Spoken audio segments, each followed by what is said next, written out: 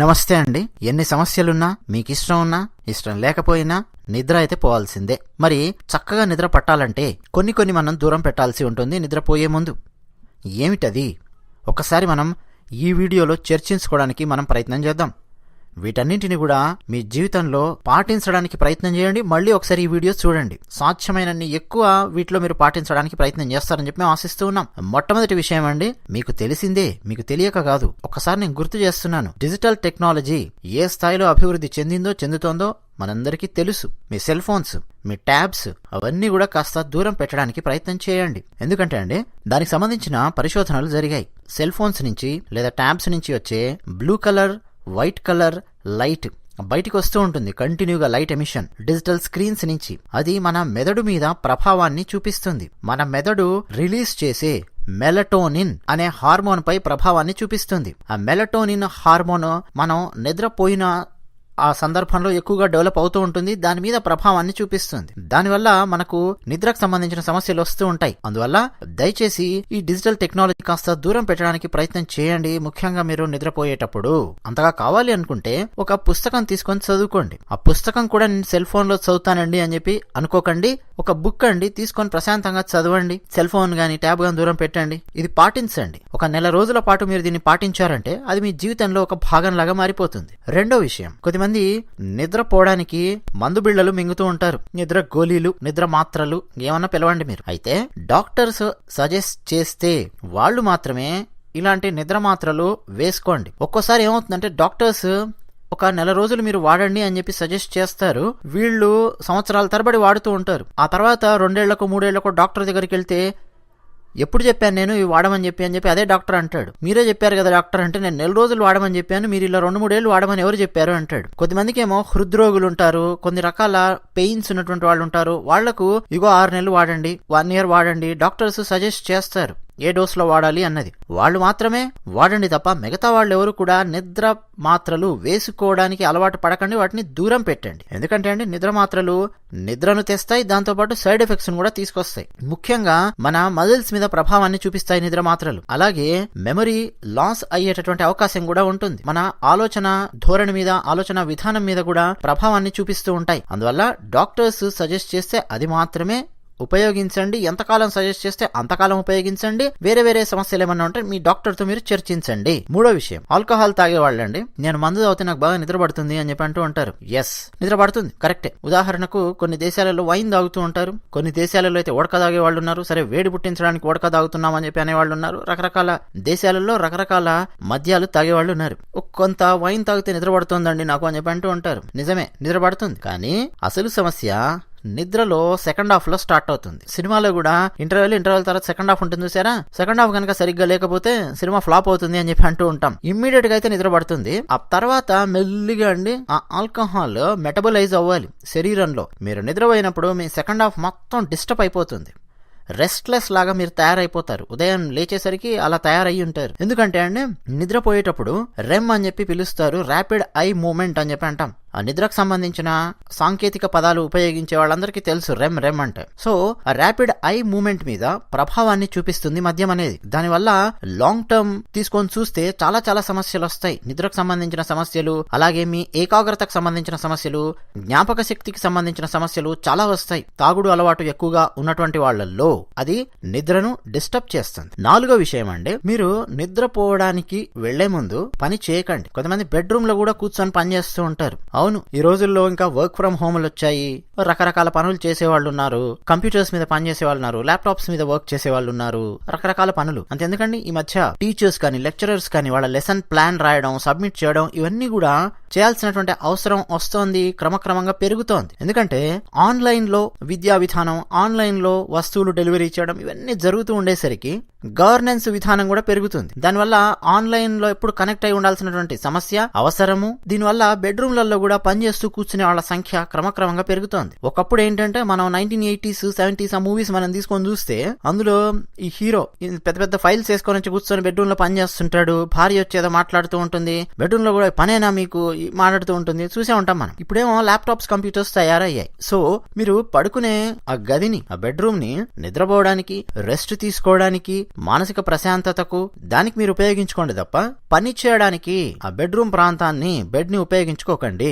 ఇది చాలా మంది ఎక్స్పర్ట్స్ సజెస్ట్ చేస్తున్నారు. మీరు ఏ కంపెనీలలో అయితే పనిచేస్తున్నారు, ఎక్కడెక్కడైతే పనిచేస్తున్నారో ఆయా కంపెనీలను సృష్టించినటువంటి వాళ్ళు ఉన్నారే, వాళ్ళెవ్వరు కూడా బెడ్రూమ్స్ లోపల ల్యాప్టాప్లు కంప్యూటర్లు పెట్టుకుని ఫైల్ చేసుకుని ఎవరు పని చేయరు. వాళ్ళు చక్కగా నిద్రపోతారు. ఇక 5వ పాయింట్, కాఫీ తాగడం. కాఫీ తాగడం అంటే చాలా మంది జీవితంలో అలవాటు ఉంటుంది. అందులో కెఫీన్ ఉంటుంది, మీ అందరికీ తెలుసు. సాయంత్రం 5 లేదా 6 తర్వాత కాఫీ తాగడం మానేయండి అని చెప్తూ ఉంటారు. నిజం చెప్పాలంటే మీరు నిద్రపోవడానికి 5 నుంచి 6 గంటల ముందు కెఫీన్ ఉన్నటువంటి పదార్థాలను దూరం పెట్టాలి.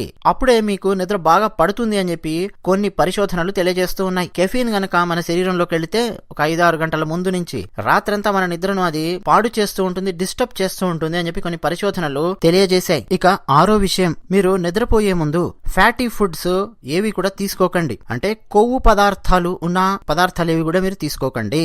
అది కూడా మీరు నిద్రపోయే క్వాలిటీని డిస్టర్బ్ చేస్తుంది. ప్రశాంతంగా నిద్రపోవాలి అని అనుకుంటే పొరపాటున కూడా ఫ్యాటీ ఫుడ్స్ రాత్రిపూట తీసుకోకండి, అవాయిడ్ చేయండి అని చెప్తూ ఉన్నారు. ముఖ్యంగా అండి స్త్రీలైతే ఇంకా ఎక్కువగా అవాయిడ్ చేయాల్సి ఉంది. దాని మీద పరిశోధనలు జరిగాయి. ఆ ఫ్యాట్ గనక ఎక్కువగా తీసుకుంటే నిద్రపోయే ముందు అది మళ్ళీ రెమ్ అని చెప్పాను ఇంతకు ముందే, ర్యాపిడ్ ఐ మూమెంట్, దాన్ని ఎక్కువగా డిస్టర్బ్ చేస్తుంది. సో ఫ్యాటీ ఫుడ్స్ ని అవాయిడ్ చేయండి. ఎక్సర్సైజ్ చేయడం అండి, కొద్దిమందికి పని ఒత్తిడి వల్ల కావచ్చు, పనుల వల్ల కావచ్చు, అవకాశం లేకపోవడం వల్ల కావచ్చు, రాత్రిపూట నిద్రపోయే ముందు బయటికి వెళ్లి పరిగెత్తడాలు, జిమ్ లో వర్కౌట్ చేయడాలు, ఎక్సర్సైజ్ చేయడాలు ఇవన్నీ చేస్తూ ఉంటారు. అవేవి కూడా మంచివి కావు అని చెప్తున్నాయి పరిశోధనలు. ఎక్సర్సైజ్ అండి, ఆ స్థాయి ఎక్సర్సైజ్ కి బదులు నిద్రపోవడానికి ముందు చిన్న చిన్న యోగా ఆసనాలు గానీ, చిన్న చిన్న స్ట్రెచింగ్ గానీ ఏమైనా చేయడం గానీ అది ఉపయోగపడుతుంది రిలాక్స్ అవడానికి. అలా కాకుండా విపరీతంగా జిమ్ముల్లో వర్కౌట్స్ చేయడం, పరిగెత్తడం ఇవన్నీ చేస్తే బాడీ టెంపరేచర్ అనేది పెరుగుతుంది. ముఖ్యంగా కార్డియో వర్కౌట్స్ చేసే వాళ్ళలో బాడీ టెంపరేచర్ అనేది పెరుగుతుంది. దానివల్ల నిద్రపోయేటప్పుడు చాలా సమస్యలు వస్తాయి. నిద్ర సరిగ్గా పట్టకపోవడం ఇవన్నీ సమస్యలే. ఇక స్మోక్ చేయడం, కొద్దిమంది స్మోక్ చేయడానికి అలవాటు పడి ఉంటారు. వాళ్ళల్లో మైండ్ ఎలా సెట్ అయిపోయి ఉంటుందంటే నేను ఇప్పుడు నిద్రపోయే ముందు దమ్ము లాగితేనే నాకు నిద్ర పడుతుంది అని వాళ్ళు అనుకుంటూ ఉంటారు. అలా మైండ్ ని సెట్ చేసుకొని ఉంటారు, బ్రెయిన్ కి సిగ్నల్స్ పంపించుకొని ఉంటారు. కానీ అది కరెక్ట్ కాదు. సిగరెట్ లో ఉండే నికోటిన్ అదొక స్టిమ్యులెంట్. క్రమక్రమంగా అండి నిద్ర పట్టడం అనేది మీకు సమస్యగా మారుతుంది.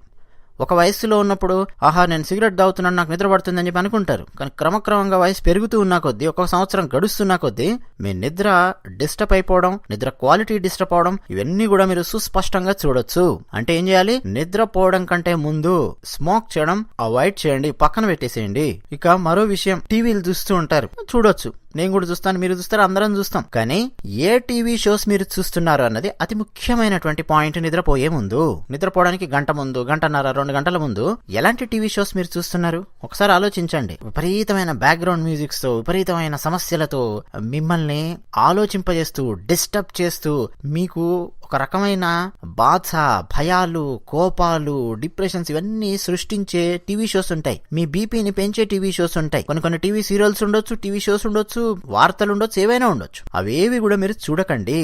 అవన్నీ కూడా అండి మీ నిద్రను పాడు చేస్తాయి. క్రమక్రమంగా మీ నిద్ర పాడవుతూ వెళుతోందంటే ఓవర్ పీరియడ్ ఆఫ్ టైం ఇక అది అలవాట్లాగా మారిపోతుంది. ఆ తర్వాత మీరు అలాంటి టీవీ సీరియల్స్ చూసినా చూడకపోయినా ఇక మీకు నిద్ర పట్టని పరిస్థితి వస్తుంది. సో దాన్ని మీరు జయించాలి అని అంటే ఎలాంటి టీవీ షోస్ చూస్తున్నారు అన్నది ఒక్కసారి మీరు ఆలోచించుకోండి. మానసిక ప్రశాంతత ఇచ్చే టీవీ షోస్, లేదు సరదాగా ఆహ్లాదకరంగా ఉండే టీవీ షోస్, అలాంటివి మాత్రం చూడడానికి ప్రయత్నం చేయండి. ముఖ్యంగా నిద్రలేమి సమస్యలు ఉన్నటువంటి వాళ్ళైతే ఇంకా చాలా జాగ్రత్తగా కేర్ తీసుకోవాల్సినటువంటి అవసరం ఉంది. తర్వాత బెడ్ వెళ్లే ముందు మీరు గుర్తుపెట్టుకోవాల్సింది ఏంటంటే, మీ ఫుడ్ లోపల ఎసిడిటీ పెంచే ఫుడ్ ఐటమ్స్ ఉంటాయి కదా, అవేంటో ఒకసారి చూసుకోండి. వాటిని దయచేసి తినకండి. ఏ ఆహార పదార్థాలు మీరు తింటే మీ కడుపులో యాసిడ్స్ ఎక్కువగా ఉత్పత్తి అవుతాయో వాటిని పక్కన పెట్టేసేయండి. ఎందుకంటే అండి మీరు యాసిడ్స్ పెంచే ఆహార పదార్థాలను మీరు తిన్నారంటే మీరు పడుకుంటారు, మీ కడుపులో యాసిడ్స్ ఎక్కువగా ఉత్పత్తి అవుతూ ఉంటాయి. దానివల్ల నిద్ర అనేది డిస్టర్బ్ అవుతూ ఉంటుంది. సో అవాయిడ్ చేయండి. తర్వాత నిద్రపోయే ముందు నీళ్లు తాగడం. సరే, ఒక ఒక గ్లాసు నీళ్లు తాగడం అనేది మంచిదే, బానే ఉంటుంది. కొద్దిమంది నిద్రపోవడం కంటే ముందు ఆ అరగంట లోపల, గంట లోపల విపరీతంగా నీళ్లు తాగుతూ ఉంటారు. నిద్రపోయే ముందు ఒకసారి బాత్రూమ్ కు వెళ్లి బ్లాడర్ ఒకసారి ఖాళీ చేసుకొని వచ్చి పడుకోవడం అనేది ఉత్తమం. చాలా మంది ఆ పని చేయరు, పైగా నీళ్లు కూడా తాగుతారు. ఇప్పుడు ఏమవుతుందంటే 1 గంట 2 గంటల తర్వాత మళ్ళీ నిద్ర లేస్తారు, మళ్ళీ బాత్రూమ్ కు వెళ్లాల్సిన అవసరం ఉంటుంది. కొద్దిమంది మీరు చూడండి, వాళ్ళకేమి డయాబెటీస్ ఉండదు, వృద్ధాప్యం కాదు, డయాబెటీస్ అసలు ఏ సమస్య లేవు. కానీ ఒక 2 2 నుంచి 3 సార్లు రాత్రిపూట బాత్రూమ్ కు వెళ్ళడానికి లేస్తూ ఉంటారు. వెళ్ళి బ్లాడర్ ఖాళీ చేసుకొని వస్తూ ఉంటారు, బాత్రూమ్కి వెళ్ళి వస్తుంటారు. ఎందుకు ఇదంతా అని అంటే నీళ్లు ఎక్కువగా తాగుతారు వీళ్ళు నిద్రపోవడం కంటే ముందు. ఒకసారి గమనించాలి, ఎన్ని నీళ్లు తాగుతున్నాం, ఎప్పుడు తాగుతున్నాం, ఏంటి అనేది. ఇక నిద్రపోయే ముందు విపరీతంగా నీళ్లు తాగి పడుకున్నారనుకోండి, ఇక రాత్రంతా బాత్రూమ్ చుట్టూ తిరగాల్సి వస్తుంది, బ్లాడర్ ఖాళీ చేసుకుంటూ కూర్చోవాల్సి వస్తుంది. దానివల్ల ఏమవుతుంది, మీరు మధ్యలో నిద్ర నుంచి లేస్తున్నారు, మేల్కొంటున్నారు, అలా మేల్కోవడము మళ్ళీ వచ్చి పడుకోవడం, మేల్కోవడం మళ్ళీ వచ్చి పడుకోవడం, దీనివల్ల కూడా ఆ స్లీప్ సైకిల్ అనేది డిస్టర్బ్ అవుతుంది. మీరు పడుకున్నప్పుడు అండి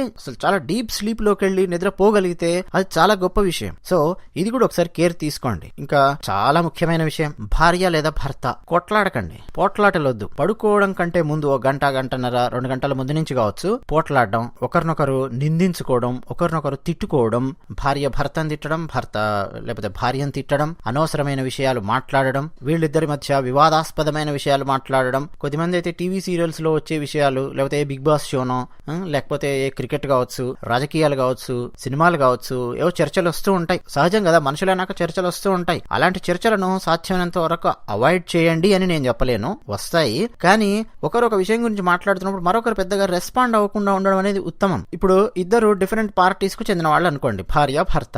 భర్తకు ఎవరో కాంగ్రెస్ రాహుల్ గాంధీ అంటే ఇష్టం, లేదు భార్యకు మోడీ గారు అంటే ఇష్టం. ఇప్పుడు ఆ రైతులకు సంబంధించింది ఏదో నడుస్తోంది, ఏదో చర్చ వచ్చింది పడుకునే ముందు, తీవ్రమైన వాగ్వివాదం లోపలికి వెళ్ళి అవన్నీ మీరు ఎవ్వరు కూడా మాట్లాడకండి. ఒకరు మాట్లాడుతున్నప్పుడు ప్రశాంతంగా వినండి, ఊరుకోండి. ఇంకా కొంతమంది ఏం చేస్తుంటారంటే నిద్రపోయే ముందు వీళ్ళ సమస్యలు, వీళ్ళ ఫినాన్షియల్ ప్రాబ్లమ్స్, వీళ్ళకుండే స్ట్రెస్లు, వైవాహిక జీవితంలో ఉండే సమస్యలు, నువ్వు పిల్లల్ని పట్టించుకోలేదు అంటే నేను పిల్లల్ని పట్టించుకోలేదు అని ఈ గొడవ, చిరాకు, ఒక భారీ యుద్ధము అని చెప్పి చెప్పలేము. అది టీ కప్పుల తుఫాన్ లాగానే ఉంటాయి భార్యాభర్తల మధ్య. కానీ ఆ చర్చలు, ఆ వాగ్వివాదాలు, దానివల్ల ఏమవుతుంది అంటే నిద్ర మీద ఎఫెక్ట్ అనేది పడుతుంది. ఇప్పుడు ఇలాంటి చర్చలు, వాగ్వివాదాలు, చిన్న చిన్న గొడవలు లాంటివి నెలలో ఒక 15 నుంచి 20 సార్లు అయ్యాయనుకోండి, 15 సార్లు అయ్యాయనుకోండి, ఏం జరుగుతుందో తెలుసా, 15 రోజులు నిద్ర డిస్టర్బ్ అనేది అవుతుంది. ఇలా 1 సంవత్సరం తీసుకొని చూడండి, చాలా సార్లు నిద్ర డిస్టర్బ్ అవుతూ ఉంటుంది. రాత్రిపూట గంటల తరబడి ఓ పనికి మాలిన విషయం గురించి ఆలోచిస్తూ నిద్రపోకుండా ఉంటూ నిద్ర మీద ఎఫెక్ట్ అనేది పడుతూ ఉంటుంది. ఈ విషయం భార్యకు తెలుసుండాలి, భర్తకు తెలుసుండాలి. నేను ఇప్పుడు అనవసరమైనటువంటి ఈ వివాదాస్పదమైన విషయాన్ని మాట్లాడొద్దు. లేదు, ఇంట్లో సమస్యలు ఉంటాయి, ఆర్థిక సమస్యలు ఉంటాయి, ఆర్థిక ఇబ్బందులు ఉంటాయి, భవిష్యత్తుకు సంబంధించిన సమస్యలు ఉంటాయి, పిల్లలకు సంబంధించిన సమస్యలు ఉండొచ్చు, లేదు అత్తమామలకు సంబంధించిన సమస్యలు ఉండొచ్చు, తల్లిదండ్రులకు సంబంధించిన సమస్యలు ఉండొచ్చు, పక్కింటి వాళ్ళ సమస్యలు ఉండొచ్చు, లేదా పక్కింటి వాడి కుక్క మీ ఇంట్లోకి వచ్చి మీ ఇంట్లో ఉన్న పూల కుండీల్ని పాడు చేస్తూ ఉండొచ్చు, ఏవో ఉంటాయి రకరకాల సమస్యలు. దాని గురించి అండి నిద్రపోయే ముందు దాన్ని ఒక వాగ్వివాదం లోపలికి వెళ్ళిపోయి తీవ్రంగా అసలు దాని గురించి చర్చించకండి, అవాయిడ్ చేయండి, అంతే పక్కన పెట్టేసేయండి. ప్రశాంతంగా ఆహ్లాదకరంగా ఏదైనా ఉంటే మాట్లాడుకోండి, చిరునవ్వుతో మాట్లాడుకొని నిద్రపోండి, అంతే తప్ప వివాదాల లోపలికి వెళ్ళకండి.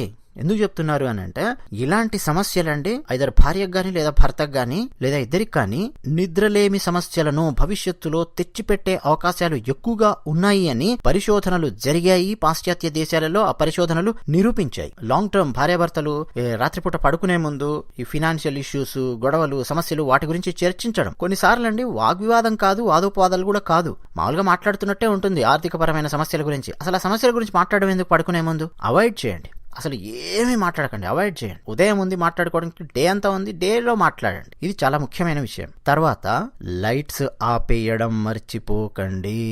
చాలా మంది ఏం చేస్తారంటే లైట్ ఆన్ లోనే ఉంటుంది, వీళ్ళు ఏదో చదువుతూ ఉంటారు, లేదు ఏదో చూస్తూ ఉంటారు, సెల్ ఫోన్ ఏదో చూస్తూ ఉంటారు, అలాగే నిద్రలోకి జారుకుంటారు. కానీ వీళ్ళ మీద లైట్ అనేది పడుతూ ఉంటుంది. మళ్ళీ ఏ అరగంటకో గంటకో మేలకై మళ్ళీ వెళ్ళి లైట్ ఆఫ్ చేస్తారు. అలా కాదు, మీరు నిద్రపోవాలి అని నిర్ణయం తీసుకోగానే ఫస్ట్ మీరు చేయాల్సినటువంటి పని ఏంటంటే లైట్ ఆఫ్ చేయడం. ఒక అరగంట ముందు ఆఫ్ చేసినా మంచిదే. ఆఫ్ చేసి అప్పుడు బెడ్ మీద పడుకోండి, మాట్లాడుకోవడమో లేదా ఇంకేదైనా ఆలోచించడమో లేదా ఏదైనా పుస్తకం ఏదైనా చదువుకోవాలి అని అనుకున్నారనుకోండి, పక్కన ఒక బెడ్ ల్యాంప్, చెయ్యి అందాలి, స్విచ్ ఆఫ్ చేయాలంటే అలా ఒక బెడ్ ల్యాంప్ ఏదైనా పెట్టుకోవడం. ఒకప్పుడు ఉపయోగించేవాళ్ళు బెడ్ ల్యాంప్స్, ఇప్పుడు ఎంతమంది ఉపయోగిస్తున్నారు లేదు నాకు తెలియదు. అలా పెట్టుకోవడం, ఇంకా నేను పడుకుంటున్నాను చదువుకొని అనగానే టక్కున బెడ్ ల్యాంప్ ఆఫ్ చేసి పడుకోవడం. ఇలా చేయడం అనేది చాలా ఉపయోగం. ఎందుకంటే అండి ప్రతిదీ మనం దాని వెనుకున్న సైన్స్ అన్ని ఎక్స్ప్లెయిన్ చేసుకుంటూ కూర్చుంటే ఈ వీడియో ఇంకా పెద్దగా అవుతుంది. ఏం లేదు, లైట్ అనేది, ఆ లైట్ సిగ్నల్స్ అనేది మన బాడీ మీద పడుతూ మెలటోనిన్ దాన్ని మన శరీరంలో తక్కువగా ఉత్పత్తి అయ్యేలా చేస్తూ ఉంటుంది. కానీ మన శరీరానికి నిద్రపోయేటప్పుడు మెలటోనిన్ అనేది చాలా